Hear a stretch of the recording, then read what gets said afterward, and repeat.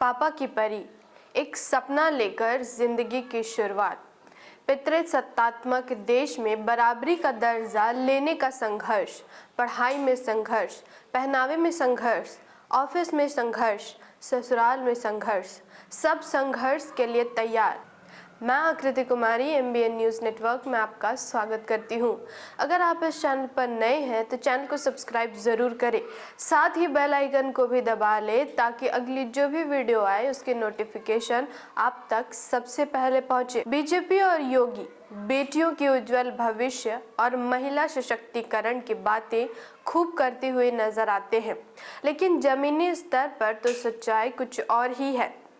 BJP सरकार भले ही बेटी बचाओ बेटी पढ़ाओ का नारा देती रही है, लेकिन सच्चाई तो यह है कि इस देश में बेटियां सुरक्षित नहीं हैं। देश की बेटियों के साथ दुष्कर्म के मामले लगभग हर रोज सामने आते हैं और इस मामले में उत्तर प्रदेश आगे है। यहाँ रक्षक के रूप में कार्यरत पुलिस वाले ही भक्षक बन जाते हैं। हाल ही में उत्तर प्रदेश के ललितपुर गांव से एक शर्मसार कर देने वाला मामला सामने आया है। पूरा मामला 22 अप्रैल से शुरू होता है, जहां नाबालिग को 4 आरोपी चंदन, राजभान, हरिशंकर और महेंद्र के द्वारा बहला फुसला कर भोपाल ले जाया गया, जहां पर पीड़िता के साथ 3 दिन आरोपियों ने दुष्कर्म किया।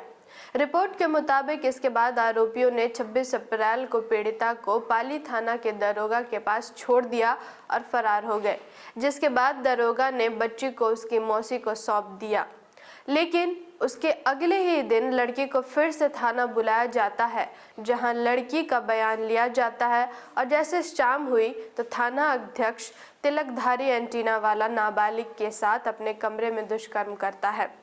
30 अप्रैल को पीड़िता को फिर से थाने ले जाया गया, जहां थाना द्वारा बच्ची को चाइल्ड लाइन में सुपुर्द किया गया।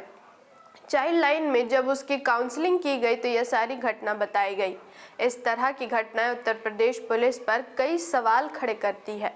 यूपी में यह ऐसा पहला मामला नहीं है जिसमें यूपी पुलिस पर सवाल खड़े हो रहे हैं, बल्कि ऐसे कई मामले बीते 1 साल और इससे पहले भी बीत चुके हैं जो यूपी पुलिस के ऊपर सवाल खड़े करते हैं।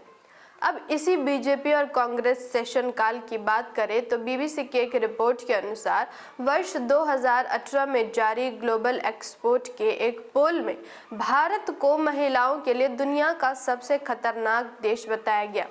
इस पोल के नतीजों से यह बात सामने आई है कि यौन हिंसा और महिलाओं को नौकरानी बनाने में भारत सबसे आगे है।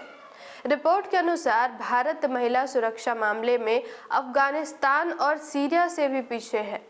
महिलाओं के लिए सबसे खतरनाक देश भारत है और उसके बाद अफगानिस्तान और सीरिया है। इसके बाद सोमालिया और सऊदी अरब का नंबर आता है। नेशनल क्राइम रिकॉर्ड ब्यूरो के 2014 के आंकड़ों के मुताबिक देश में हर 1 घंटे में 4 रेप की वारदातें होती हैं, यानी हर 14 मिनट में रेप की कम से कम एक घटना को अंजाम दिया जाता है। जिन पुलिस वालों को हम अपना रक्षक मानते हैं वे भी इस मामले में दागी है।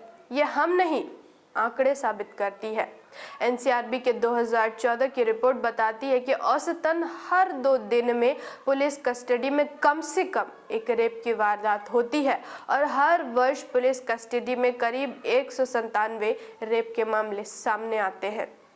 अब आप ही बताइए, देश की बेटियां कैसे भरोसा करें खाकी वर्दी वालों के ऊपर, जिनकी नज़रों के सामने हर 2 दिन में एक बेटी इनके हवस की शिकार होती है। पापा के परियों की यही है कहानी।